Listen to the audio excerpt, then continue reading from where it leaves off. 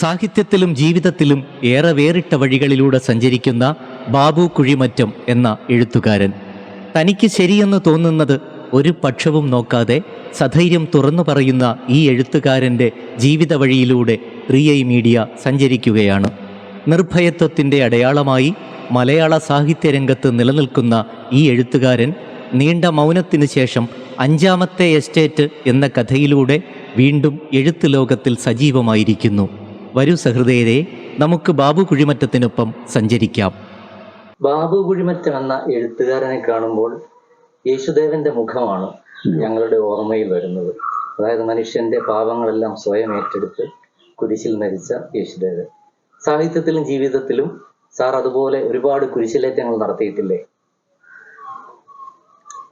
ഇപ്പോ ഒടുവിൽ പറഞ്ഞത് ശരിയാണ്. പക്ഷെ എന്നെ കാണുമ്പോ യേശുദേവനെ ഓർക്കുക എന്നൊക്കെ പറഞ്ഞ മഹാഭാവമാണ്. എനിക്ക് അങ്ങനെയാണ്. എന്നെ കാണുമ്പോ ഋഷീശ്വരന്മാരും ഒക്കെ ഓർക്കുന്നത് തെറ്റാണ്. അത് അങ്ങനെയൊന്നും, അത് ഈ മുടിയും താടിയും ഒന്നും അല്ലല്ലോ അതിന്റെ സത്ത. പിന്നെ ഈ കുരിശേറ്റം എന്ന് പറയുന്നത് അതെന്റെ ജന്മനാ ഉള്ള ഒരു വൈകല്യമായിട്ട്, ജാതക വൈകല്യമാണ് അത്. എന്തോ ഇപ്പം യേശുദേവന് ഒരിക്കൽ മാത്രമേ കുരിശ് കയറേണ്ടതായി വന്നുള്ളൂ. എനിക്കിതിങ്ങനെ ആവർത്തിച്ചുകൊണ്ടിരിക്കുകയാണ്. 3-ാം നാൾ എനിക്ക് കിട്ടുന്നുമില്ല. അത് ഒരുപക്ഷെ ഇറ്റ്സ് ഓൾ ഫോർ ഗുഡ് എന്നൊരു ചൊല്ല് ഉണ്ടല്ലോ ഇംഗ്ലീഷുകാർക്കിടയിൽ, അതാവാം. ഒരിക്കലേ ഞാൻ വളരെയധികം വിഷമിച്ച് ഏതാണ്ട് ഒരു സൂയിസൈഡ് മുൻപിലേക്ക് എത്തുന്ന ഘട്ടത്തിൽ ബേബിച്ചായനും കാക്കനാടനും ചുള്ളിക്കാട് ഞങ്ങൾ രണ്ടുപേരും ഒന്നിച്ച് അദ്ദേഹത്തിന്റെ അടുത്ത് ഇരിക്കുമ്പോഴാണ്, ഇവിടെ ഈ മുറ്റത്ത് തന്നെ ഇവിടെ ഇരിക്കുമ്പോഴാണ് അവര് പറഞ്ഞത്, ഈ ദുഃഖങ്ങള് പ്രയാസങ്ങളൊക്കെ ഈശ്വരൻ അല്ലെങ്കിൽ പ്രകൃതി ഒരു എഴുത്തുകാരന് വേണ്ടി ഒരുക്കി തരുന്ന ഒരു മൂശയാണത്. അവിടെ ഒരു എഴുത്തുകാരൻ വാർക്കപ്പെടുകയാണ്, അവന്റെ സൃഷ്ടികൾ വാർക്കപ്പെടുകയാണ്. അന്നൊന്നും എനിക്ക് അതിന് വേണ്ട രീതി ഉൾക്കൊള്ളാൻ പറ്റിയ മാനസികാവസ്ഥ ആയിരുന്നില്ലെങ്കിലും ഇപ്പൊ അത് ഓർക്കുമ്പോൾ എത്ര കറക്റ്റാണെന്ന് തോന്നുന്നു. ഈ തീച്ചുളയിൽ വെന്തുരുകുന്ന അനുഭവങ്ങളിലൂടെയാണ് ഓരോ കഥയും പിറവി കൊള്ളുന്നത്. അനുഭവങ്ങൾ പലപ്പോഴും എഴുത്തുമേശയിൽ വരുമ്പോൾ നിമിത്തങ്ങൾ മാത്രമായി മാറിയെന്ന് വരാം. വായിച്ചു രസിക്കുന്നവർ ഒരു കാര്യം അറിയില്ല, ഈ എഴുത്തുകാരൻ, അത് ഞാനെന്നല്ല ഏതൊരു എഴുത്തുകാരനും അവന്റെ ബ്രെയിൻ, അവന്റെ തലച്ചോറ് എണ്ണയിൽ ഇറച്ചി വറക്കുന്ന പോലെ ഇട്ട് വറുത്ത് എടുക്കുമ്പോഴാണ് ഒരു സൃഷ്ടി പുറത്തു വരുന്നത്. അപ്പോഴത്തേക്ക് അവന് ഭ്രാന്തി പിടിക്കുന്ന പോലെ ചിലപ്പോൾ അവൻ പുകവലിച്ചെന്ന് വരാം, മറ്റു ചിലർ ലഹരി ഉപയോഗിച്ചെന്ന് വരാം. ഇതൊക്കെ അവന്റെ ഒരു വിധിയാണ്. ഇതെല്ലാം സമൂഹം അതേപടി അനുകരിക്കണമെന്നല്ല, അനുകരിക്കാൻ പാടില്ലാത്തതുമാണ്. ഈ സമയത്ത് ഞാൻ ഒരു കാര്യം കൂടെ ഓർക്കുന്നത്, ബേബിച്ചാനെയൊക്കെ പോലെ തന്നെ എനിക്ക് ഏറ്റവും അടുപ്പമുള്ള മറ്റൊരു ജ്യേഷ്ഠ ഗുരുതുല്യ, ഞാൻ ഭ്രാതൃപൂജയോടെ അദ്ദേഹത്തെ കാണുന്നത് പുന്നത്തിൽ കുഞ്ഞബ്ദുള്ളയാണ്. മറ്റുള്ളവരുടെ ഭാഷയിൽ പറഞ്ഞാൽ മറ്റൊരു ഭ്രാന്തൻ എന്ന് പറയാവുന്ന ആള്. ആ കുഞ്ഞബ്ദുള്ള എഴുതുകയും പറയുകയും ചെയ്തിട്ടുണ്ട്. എല്ലാം അനുഭവിക്കേണ്ടവനാണ് എഴുത്തുകാരൻ, ആത്മഹത്യ ഒഴിച്ച്. എന്നാൽ അവൻ ആത്മഹത്യയുടെ വക്കോളം വരെ പോകേണ്ടതുണ്ട് എന്ന് പുതിയ എഴുത്തുകാരാവാൻ ആഗ്രഹിക്കുന്ന കുഞ്ഞുങ്ങൾക്ക് വേണ്ടി പണ്ടൊരിക്കൽ അദ്ദേഹം ബാലരമയില് 10 കൽപ്പനകൾ എന്ന് പറഞ്ഞ പോലെ, കുഞ്ഞബ്ദുള്ളയുടെ 10 കൽപ്പനകൾ എന്ന് പറഞ്ഞാൽ പുതിയ എഴുത്തുകാർക്ക് വേണ്ടി പറഞ്ഞ കാര്യങ്ങളിൽ ഒന്നാണ് ഞാൻ ഇപ്പൊ പറഞ്ഞത്. ആത്മഹത്യയെ ഒഴിച്ച് ബാക്കി എല്ലാം അവൻ അനുഭവിക്കും, ആത്മഹത്യയുടെ വക്കോളം വരെ എത്തുകയും ചെയ്യുക. മനസ്സിലായ? പിന്നീട് അദ്ദേഹം ഇവിടെ എൻ്റെ വീട്ടിലെയും കോട്ടയത്ത് വന്നാലും ഇവിടെ വരാതെ പോവില്ല. അപ്പൊ അങ്ങനെയുള്ള സന്ദർഭങ്ങളൊക്കെ ഈ ജ്യേഷ്ഠ സ്ഥാനികർ ഓരോ കാര്യങ്ങൾ പറഞ്ഞു തന്നിട്ടുണ്ട്. എൻ്റെ 12ാമത്തെ വയസ്സിലാണ് ആദ്യത്തെ ആത്മഹത്യാ ശ്രമം നടക്കുന്നത്. ഒരുപാട് കാര്യങ്ങളുണ്ട് അതിനൊക്കെ പിന്നിലെ.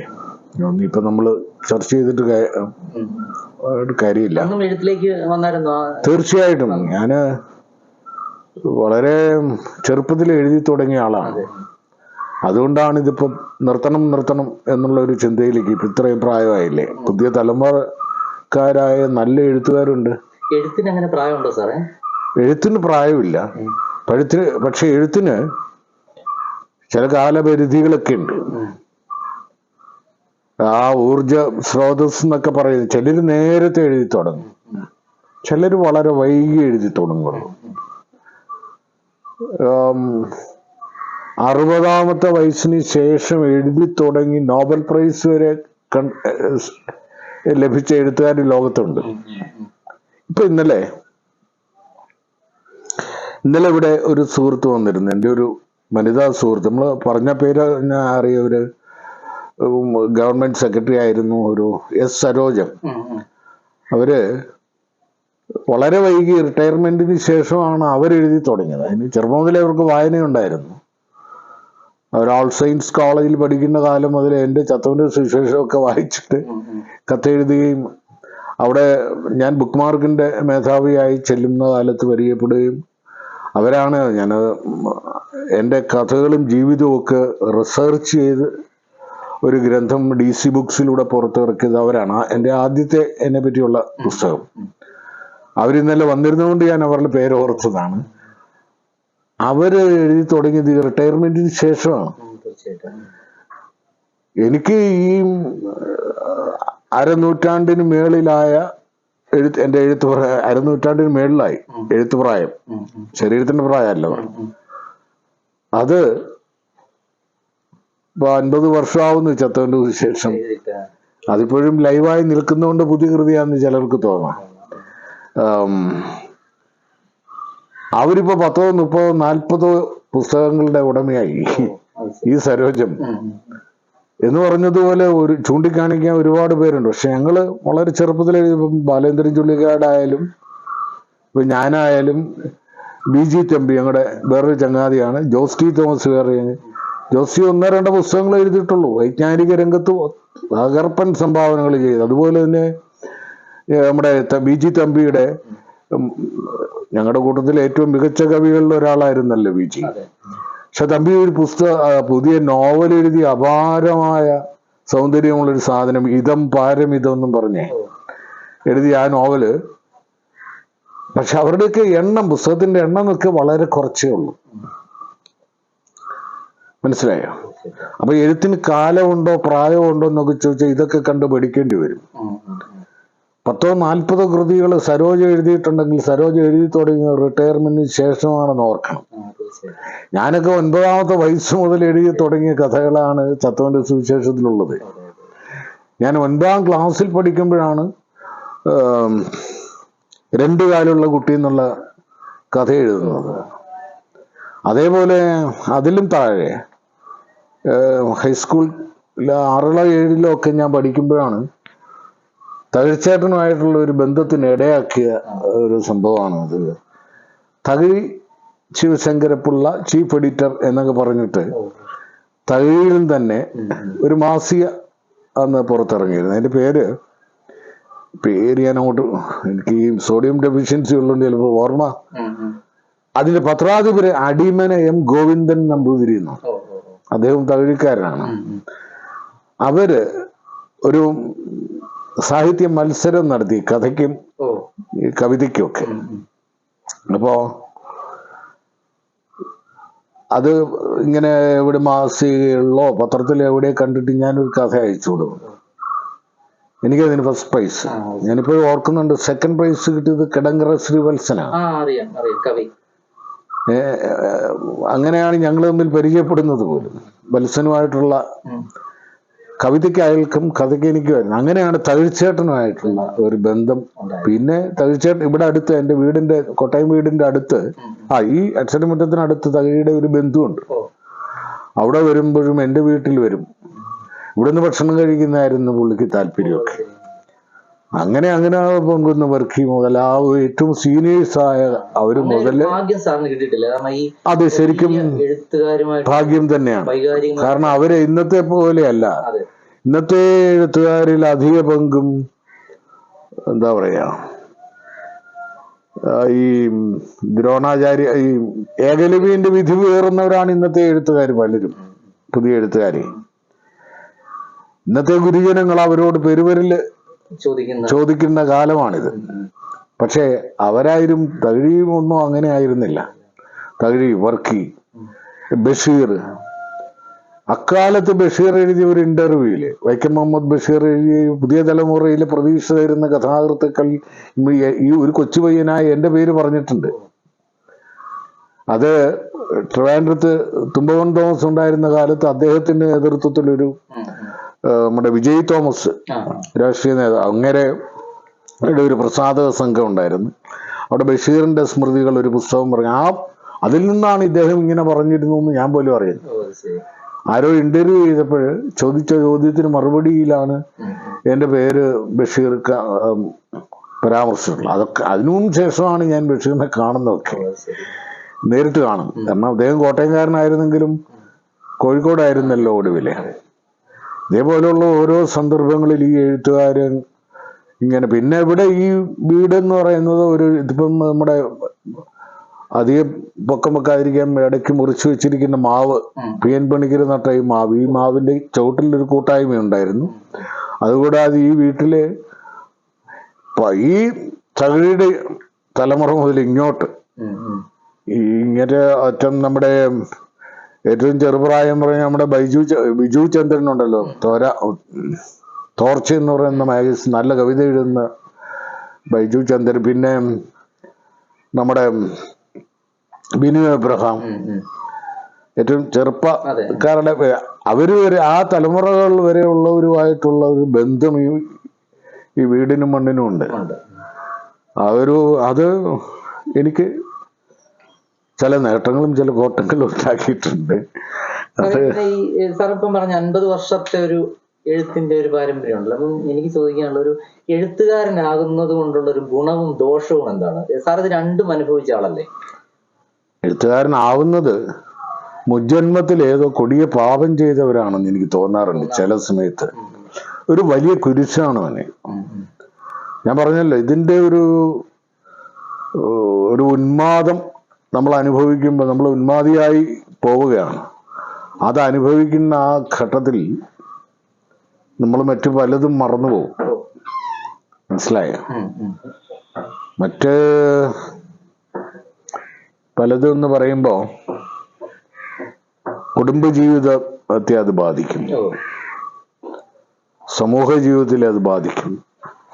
ചിലപ്പോൾ നമ്മള് ഒരു ശരിയായ രീതിയിൽ പ്രതികരണ ശേഷിയുള്ള ഒരു എഴുത്തുകാരൻ സമൂഹത്തിലെ എല്ലാ കാര്യങ്ങളോടും പൊരുത്തപ്പെടാൻ പറ്റുന്നു വരില്ല. അപ്പൊ സമൂഹത്തിന്റെ കാഴ്ചപ്പാടിൽ, മറ്റുള്ളവരുടെ കാഴ്ചപ്പാടിൽ ഇവൻ അസുരവിത്തായിരിക്കും. പിന്നെ സ്വാഭാവികമായും ഇവൻ ഭാവനാ ലോകത്ത് ജീവിക്കുന്നവനാണ്.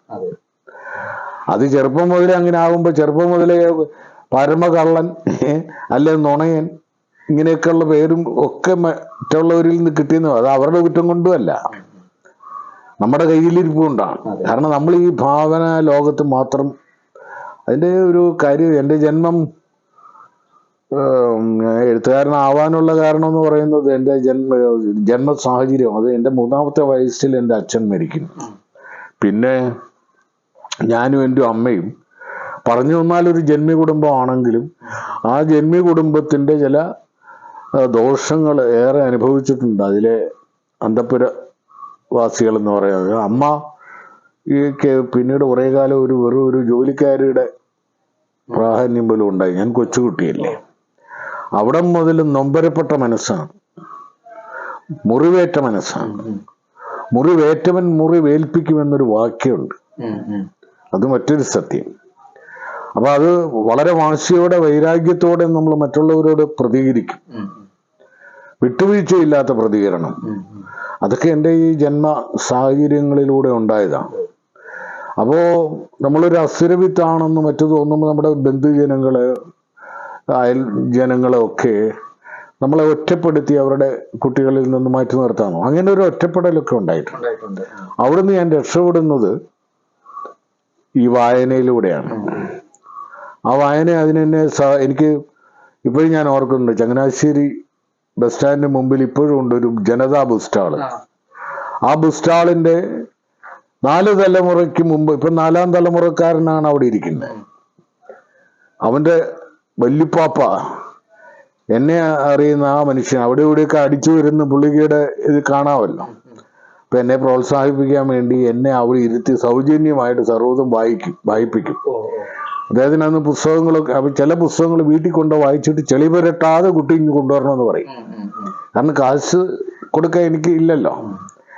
അവിടെ മുതൽ പിന്നെ കുഴിമറ്റത്ത് YMCA ലൈബ്രറി ഉണ്ട്. അതൊക്കെ ഒരുമാതിരി മുഴുവൻ വായിച്ചു തീർത്തത് ഞാൻ മാത്രമാണ്. ഇന്നിപ്പോൾ ആ ലൈബ്രറി, ഗ്രാമീണ ലൈബ്രറികളൊന്നുമില്ല.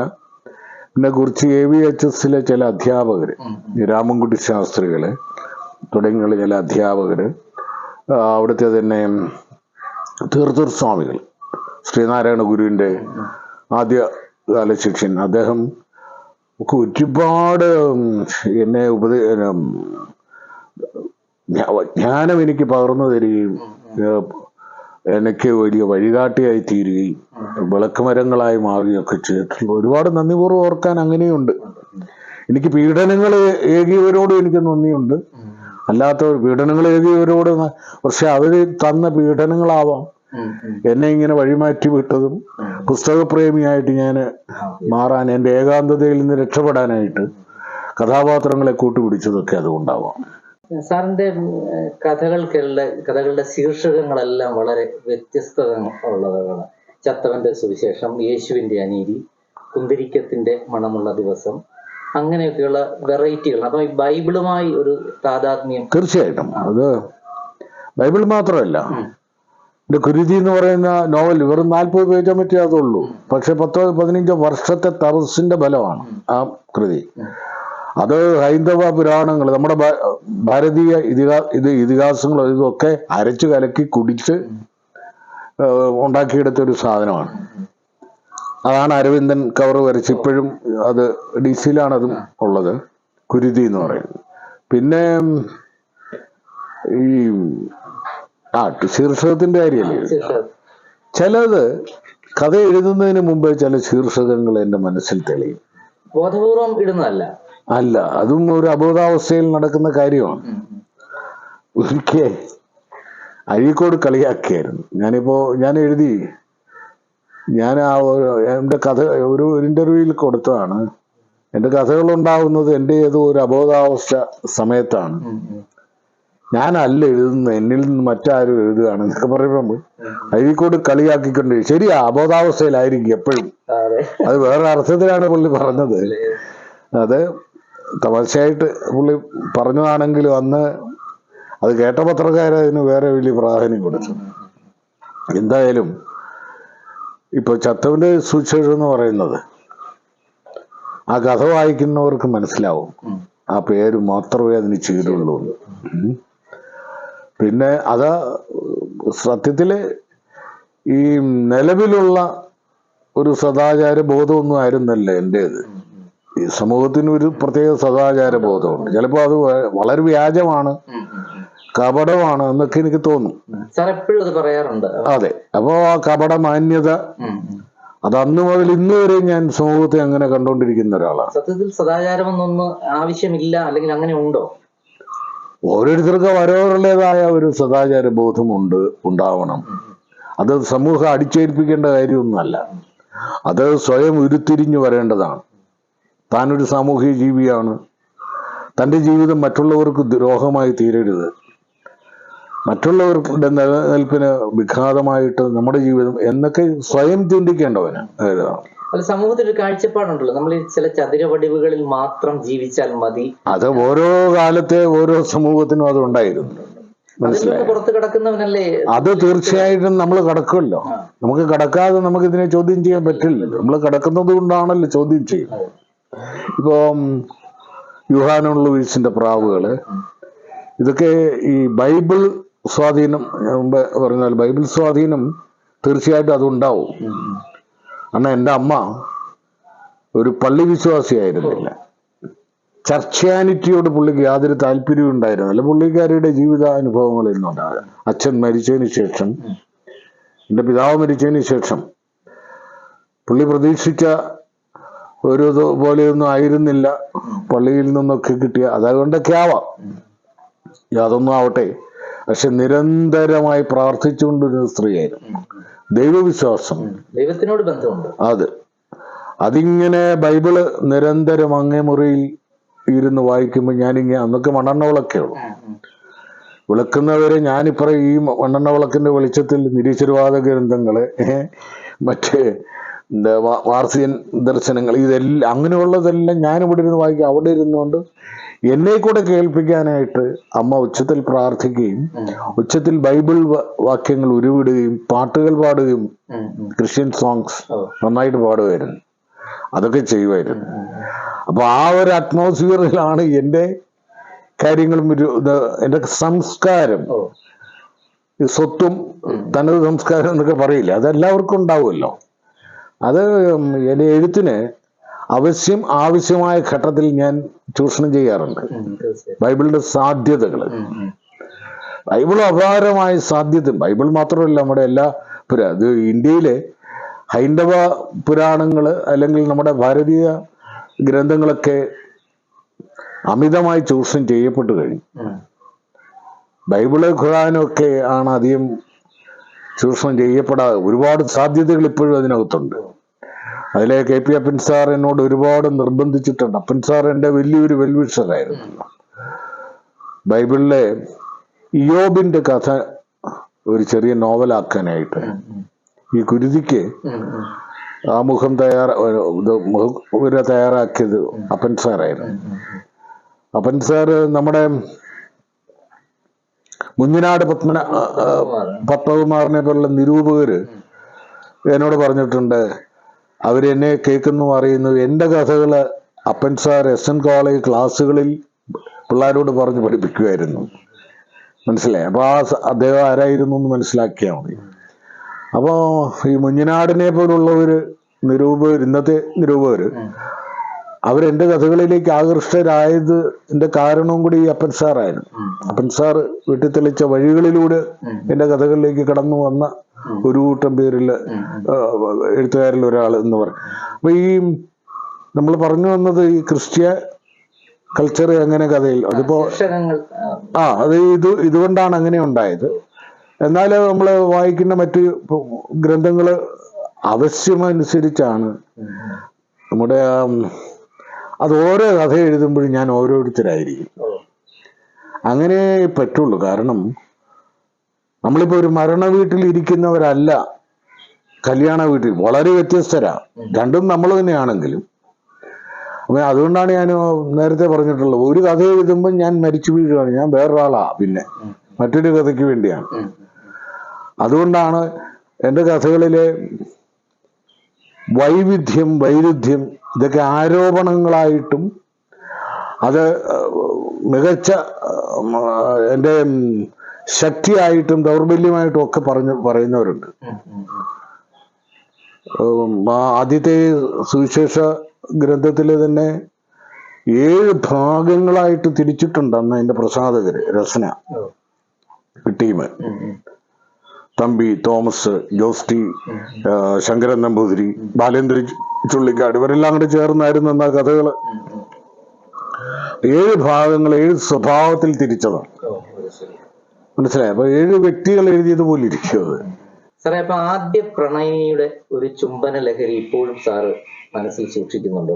സ്കൂൾ കാലഘട്ടത്തെ കുറിച്ച് ഉള്ള ഒരു പ്രണയത്തെ കുറിച്ചൊക്കെ സാറ് പല അഭിമുഖങ്ങളിലും പറഞ്ഞിട്ടുണ്ടല്ലോ. ഇപ്പോഴും സാറ് ലഹരി സൂക്ഷിക്കുന്നില്ലേ? തീർച്ചയായിട്ടും. ആ ലഹരിയല്ലേ നമ്മളെ മരണം വരെയും നമ്മുടെ പിന്നാലെ അത് ആർക്കാണ് മറക്കാൻ പറ്റുന്നത്? ഞാൻ ഒരു മനുഷ്യജീവിയല്ലേ, എനിക്ക് മജ്ജയും മാംസമുള്ള മനുഷ്യനല്ലേ. അത് ഒരാദ്യ പ്രണയിനിയുടെ ആദ്യ ചുംബനം, അതാണായാലും പെണ്ണായാലും, അത് ഒരിക്കലും ഒരുത്തർക്കും വിസ്മരിക്കാനൊന്നും പറ്റില്ല.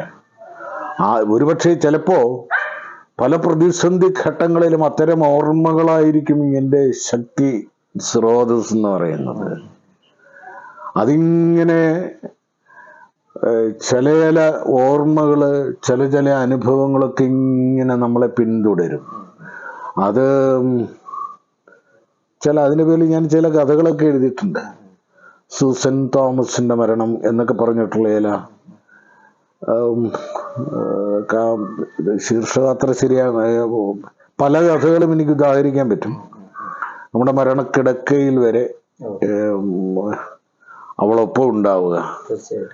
ഇത് ഒരു കേവലം ഒരാണും പെണ്ണും തമ്മിലുള്ള പ്രണയത്തിന്റെ ഇത് മാത്രമല്ല, അതിന് വേറെ അർത്ഥങ്ങളുണ്ട് ഞാൻ ഈ പറഞ്ഞ കാര്യങ്ങൾക്കൊക്കെ. പിന്നെ വിവാഹത്തിൽ എത്താത്ത പ്രണയമാണ് ശാശ്വതം, അങ്ങനെ ചിന്തിക്കുന്നുണ്ട്. അങ്ങനെ അതൊക്കെ അത് ശരിയല്ലേ? ഈ പ്രണയം എന്നൊക്കെ പറയുന്നത് കാമത്തോട് ബന്ധപ്പെട്ട ഒരു കാര്യമാണ്. കാമം നമ്മൾ അതിനെ ഒരു ദുഷിച്ച കാര്യമായിട്ട് ചിന്തിക്കേണ്ട കാര്യമില്ല. ഏതൊരു വ്യക്തിക്കും, മനുഷ്യന് മാത്രമല്ല ഏതൊരു ജീവിക്കും, വൃക്ഷലതാദികൾക്ക് പോലും ദൈവം കൊടുത്ത ഒരു അനുഗ്രഹമാണ് ഈ സെക്സ്, കാമം എന്നൊക്കെ പറയുന്നത്. അതിനോട് ബന്ധപ്പെട്ടാണ് ഈ പ്രണയം വരുന്നത്. മനസ്സിലായി? പ്രണയം, പ്രേമം, സ്നേഹം, ഇതിനൊക്കെ പ്രത്യേകം അർത്ഥങ്ങളുണ്ട്. ഈ പ്രണയം, നമ്മുടെ ഈ സെക്സ് അല്ലെങ്കിൽ അങ്ങനെയുള്ള ഒരു ആകർഷണം എന്നൊക്കെ പറഞ്ഞൊരു വിവാഹം കഴിഞ്ഞ് അധികം ദിവസം നാളുകളൊന്നും നിൽക്കില്ല. പിന്നെ അതങ്ങ് പിന്നീട് നിൽക്കുന്നത് സ്നേഹമാണ്, വിശ്വാസമാണ്. അവിടെയാണ് ദാമ്പത്യത്തിന്റെ താരും തളിരും പുഷ്പങ്ങളൊക്കെ ഉണ്ടാവുന്നത്. അത് പരസ്പര വിശ്വാസവും ഒക്കെയാണ്. മറ്റേ പ്രണയം അല്ലെങ്കിൽ മറ്റേ വികാരമല്ല. അത് വളരെ നൈമിഷികമായ ഒരു സംഗതി മാത്രമാണ്. ഒരുപക്ഷെ പ്രകൃതിയുടെ ഒരു വഞ്ചനയും കൂടിയാണ്. നമ്മളെ കൂട്ടിയോജിപ്പിക്കാനും നിലനിർത്താനും നമുക്ക് തന്നിരിക്കുന്ന ഒരു വിഷസഞ്ചി ആയിരിക്കാം ചിലപ്പോൾ അത് എന്നെനിക്ക് തോന്നാറുണ്ട്. സാറേ, എഴുത്തുകാരൻ എല്ലാ അർത്ഥത്തിലും നമ്മൾ സമൂഹത്തോട് സത്യസന്ധത പുലർത്തണോ, അതോ നമ്മുടെ എഴുത്തിനോട് മാത്രമാണോ സത്യസന്ധത പുലർത്തേണ്ടത്? സമൂഹത്തോട് സത്യസന്ധത പുലർത്താത്ത ഒരാൾക്ക് എഴുത്തിനോട് സത്യസന്ധത പുലർത്താൻ പറ്റില്ല. എഴുത്തിനോട് സത്യസന്ധത പുലർത്താത്തവൻ സമൂഹത്തോട് സത്യസന്ധത പുലർത്തുന്നവനാവില്ല. ഇത് പരസ്പര പൂരകമായ ഒരു കാര്യമാണ്. അതുകൊണ്ടാണ് സമൂഹത്തോട് നമുക്ക് പലപ്പോഴും ഉടക്കേണ്ടതായിട്ട് വരുന്നത്, അതുമായി സംഘർഷപ്പെടേണ്ടി വരുന്നത്. ഈ സമൂഹത്തോട് സത്യസന്ധത പുലർത്തുക എന്ന് പറഞ്ഞാൽ നമുക്ക് സമൂഹത്തിന്റെ ഒരു അംഗീകാരം, നമുക്കൊരു അവാർഡ് ഒക്കെ കിട്ടാൻ വേണ്ടി ദീപസ്തംഭം മഹാശ്ചര്യം എന്ന് അറിയാമല്ലോ. എനിക്കും കിട്ടണം പണം, ദീപസ്തംഭം മഹാശ്ചര്യം എനിക്കും കിട്ടണം പണം എന്ന് കവി പറയാൻ കാരണം എന്താണ്? പരിഹസിക്കുകയാണ് കവി അവിടെ. എന്ന് പറഞ്ഞതുപോലെ അല്ല സത്യസന്ധനായവര് അവന്റെ എഴുത്തിനോട് സത്യസന്ധത പുലർത്തുന്നുവെങ്കിൽ ഏറ്റവും കുറഞ്ഞ പക്ഷം നമ്മൾ കുഞ്ചൻ നമ്പ്യാരെ എങ്കിലും നമ്മള് മാതൃകയാക്കണം. എന്നെ പോലെ അല്ലെങ്കിൽ എന്നെ പോലുള്ളവര് പോലെ പൊട്ടിത്തെറിക്കുകയും പെട്ടെന്ന് സംഘർഷം ഉണ്ടാക്കുകയും ചെയ്യുന്ന ഒരു തലം മറ്റൊന്നുകൊണ്ടും ശരിയാവുന്നില്ല എന്ന് വരുമ്പോഴാണ് അങ്ങനെ ഒരു ഘട്ടം വരുന്നത്. ഇതുപോലും ഇല്ലാത്ത കാട്ടുകള്ളന്മാരുടെ ഒരു ലോകമാണ് ഇന്നത്തെ എഴുത്തകം എന്ന് പറയുന്നത്. കുഞ്ചൻ നമ്പ്യാര് കാണിച്ച ധൈര്യം പോലും ഇല്ല. അതും വളരെ കുറഞ്ഞ ആള്. അതിന്റെ ഒരു ഉദാഹരണം ഞാൻ പറയാം. അവന്റെ സർവ്വ ആനുകൂല്യങ്ങളും അദ്ദേഹം കൈപ്പറ്റിയിരുന്നു. ഓക്കെ, സർക്കാരിന്റെ അവാർഡ് നീ വാങ്ങിച്ചു. പക്ഷെ സർക്കാരിനെ വിമർശിക്കേണ്ട സമയത്ത് ഈ അവാർഡിന് വേണ്ടി സ്തുതിപാട്ടുകാരനായി തീരുന്നവൻ കാട്ടുകള്ളനാണ്. ഇവിടെയും വലിയൊരു എഴുത്തുകാരൻ മറിച്ച് പറഞ്ഞല്ലോ, ഞാൻ പേര് പറയുന്നത് എനിക്ക് അത്ര കണ്ട് വെറുപ്പായിപ്പോയി. അങ്ങനെ അദ്ദേഹത്തെ പോലുള്ള ഒരാൾ പറയാൻ പാടില്ലായിരുന്നു. എനിക്ക് വെറുപ്പായി. അങ്ങനെയാണ് പറയേണ്ടത്. സമൂഹത്തോട് നീതി കമ്മിറ്റ്മെന്റ് ഉള്ള ഒരാള്, രാജാവ് നഗ്നനാണെങ്കിൽ നഗ്നനാണെന്ന് പറയുവാനുള്ള ശൈശവ നിഷ്കളങ്കത എഴുത്തുകാരനുണ്ടാവണം. അല്ല പിന്നെ അവന് ഈ പണിക്ക് പോകരുത്. കുഞ്ചൻ നമ്പ്യാരെ പറ്റി എന്താ ഞാൻ പറഞ്ഞത്? മറ്റൊരു മാർഗവുമില്ല. രാജാവ് പണിങ്ങിയാൽ തല വെട്ടുമെന്ന് ഉറപ്പാണ്. എന്നാലും പറയാതെ വയ്യ.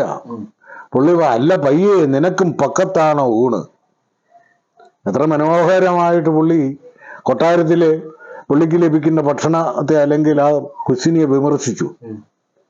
രാജാവ് സരസനായിരുന്നു, സഹൃദയനായിരുന്നു. അതുകൊണ്ട് രാജാവിന് പെട്ടെന്ന് മനസ്സിലായി. അദ്ദേഹം കൊട്ടാരം പാചകക്കാരനെ വിളിച്ചു, ശാസിച്ചു, വേണ്ടത്ര നടപടികൾ എടുത്തു. കൊട്ടാര അന്തേവാസത്തില് ഭക്ഷണം കഴിക്കുന്നവർക്കെല്ലാം നല്ല ചാപ്പാട് കിട്ടി. അല്ല പയ്യെ നിനക്കും പക്കത്താണ് ഊണ് എന്ന് ചോദിച്ചതേ ഉള്ളൂ. മതി. ഉം. അത്രയെങ്കിലും ഒരു കമ്മിറ്റ്മെന്റ് വേണ്ടേ എഴുത്തുകാരന്? തീർച്ചയായും. ഇനി അതിൽ വേറൊരു സന്ദർഭത്തിൽ അല്ല, പഞ്ചസാരയുടെ കയ്പ് അടിയന് ഇഷ്ടമാണ്. തന്റെ കൊട്ടാരം സദസ്സിലുള്ളവരെ, പണ്ഡിതന്മാരെ പരീക്ഷിക്കാനാണ് രാജാവ് ഇത് ഈ പായസത്തിന് കയ്പാണല്ലോ എന്ന് പറഞ്ഞു. പക്ഷെ ബുദ്ധിമാനായ നമ്പ്യാര് അതിന് വഴങ്ങാൻ തയ്യാറായില്ല. അല്ല, അടിയന് പഞ്ചസാരയുടെ കയ്പ് ഇഷ്ടമാണ്. പട്ടും പദവിയും കൊടുത്ത് അന്നത്തെ രാജാവ്. എന്നാൽ ഇന്നത്തെ രാജാക്കന്മാര് മറിച്ചും ചെയ്യും. പശുവിന്റെ വയറ്റിളക്കത്തെ മറ്റേതിനോട് ഉപമിച്ചു കഴിഞ്ഞാൽ തല വെട്ടുന്ന രാജാക്കന്മാരെ എന്നുള്ളത്. അതുകൊണ്ടും ആവാം. പക്ഷെ എന്നാലും പരസ്യമായിട്ട് തന്റെ പിൻഗാമികളായ എഴുത്തുകാരെ നോക്കി ആര് നിങ്ങള് അവാർഡ് കിട്ടിയാലും കിട്ടിയില്ലെങ്കിലും നിങ്ങള് സർക്കാരിനെ, രാജാവിനെ പൂജിക്കണം, വാഴ്ത്തി പാടണം എന്നൊക്കെ പറയുന്നത് അതുകൊണ്ടാണല്ലോ. ഒരു ഇടതുപക്ഷ ഭരണകാലത്ത് പോലും, പഴയ ഇടതുപക്ഷക്കാരൊക്കെ ആണെന്നുണ്ടെങ്കിൽ എണീറ്റ് നിന്ന് അടി കൊടുക്കും തന്റെ സ്വന്തം സഖാക്ക്. വഞ്ചീശമംഗളം പാടുക എന്നൊക്കെ പറഞ്ഞു കഴിഞ്ഞാൽ അത്രത്തോളം അധപ്പതിച്ചു പോയില്ലേ? ഇവിടെയൊക്കെ ഒരു എഴുത്തുകാരൻ പൊട്ടിത്തെറിക്കുന്നില്ലെങ്കിൽ, ഇവിടെയൊക്കെ ഒരു എഴുത്തുകാരൻ വിരലി ചൂണ്ടുന്നില്ലെങ്കിൽ പിന്നെ ഇവനെ കൊണ്ട് സമൂഹത്തിന് എന്ത് പ്രയോജനമാണ് അജിത്തെ സമൂഹത്തിനുണ്ടാവുക? ഏത് വൃത്തികേടിനും കൂട്ടുനിന്ന് അവാർഡും പേവാർഡും മേടിച്ചു കൂട്ടുക എന്നല്ലാതെ. അതുകൊണ്ടൊക്കെയാണ് 5ാമത്തെ എസ്റ്റേറ്റ് എന്ന് പറയുന്ന പുതിയ കഥയുണ്ടായത്. ഞാൻ വേണ്ട എന്ന് വെച്ച് ഞാൻ എഴുത്തു മതിയാക്കി. എത്രയോ പേര് എന്നോട് ഇങ്ങനെ നിർബന്ധിച്ച് അവസാനം ഇതെല്ലാം കൂടെ കണ്ട് ഈ വഞ്ചീശമംഗളവും ഈ എമ്മകുന്ദന്റെ, സോറി ഞാൻ പേര് പറഞ്ഞുപോയി, അത് കുഴപ്പമില്ല, പറയുന്നതുകൊണ്ട് കുഴപ്പമൊന്നുമില്ല. ഇവിടെ അദ്ദേഹമാണല്ലോ പറഞ്ഞത്. എഴുത്തച്ഛൻ പുരസ്കാരം മറ്റെന്തോ അവാർഡൊക്കെ കൈ മേടിച്ച്, അവാർഡ് കിട്ടിയാലും കിട്ടിയില്ലേലും ഭരിക്കുന്നവനെ പുകഴ്ത്തണമെന്നൊക്കെ പറഞ്ഞുണ്ടായ സംഭവം ഞാൻ നേരിട്ട് കേട്ടില്ല, മാധ്യമങ്ങളിലൂടെ കണ്ടതേ ഉള്ളൂ. അതൊക്കെ വലിയ തെറ്റായിട്ടാണ് ഞാൻ കാണുന്നത്. അതിനൊന്നും അനുകൂലിക്കാനോ സേവ പിടിക്കാനോ മൂന്തേട്ടാന്ന് വിളിച്ച് പുറകെ നടക്കാനൊന്നും ബാബു കുഴിമറ്റത്തിനെ കിട്ടില്ല. എനിക്ക് ഇവരുടെ ആരുടെ അവാർഡും വേണ്ട, അംഗീകാരവും വേണ്ട. അവരൊക്കെ വൈതാളികന്മാരായി നിയന്ത്രിക്കുന്ന വൻകിട മാധ്യമങ്ങളുടെയും പ്രസാധകരുടെയും ഔദാര്യം എനിക്ക് വേണ്ട. 70 വയസ്സായി, ഇന്നും ഞാൻ എൻ്റെ നട്ടല് വളച്ചിട്ടില്ല.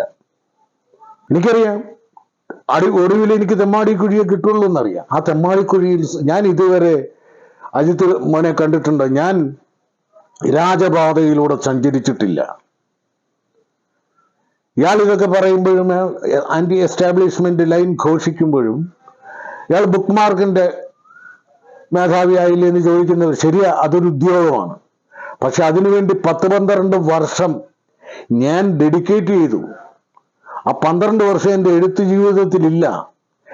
രാജീവ് കുമാറിനെ പോലുള്ളവർ വരെ ബാബുവിനെ ഇപ്പോ പുതിയ തലമുറ ബുക്ക് മാർക്കിന്റെ മേധാവി ആയിട്ടേ അറിയത്തുള്ളൂ, മറ്റേതെല്ലാം മറന്നുപോയി. ഞാൻ പറയാം, അങ്ങനെ മറക്കാനുള്ള സാധനമാണെങ്കിൽ മറന്നോട്ട് രാജീവേ, അതിനെ ഞാൻ തന്നിട്ട്. എൻ്റെ കഥകൾക്ക് ആ ഒരു ഗുണമുള്ളെങ്കിൽ പൊക്കോട്ടെ, അതല്ല നമ്മൾ ഫൈറ്റ് ചെയ്യണം എന്നൊക്കെ പുള്ളിക്കാരൻ പറയും.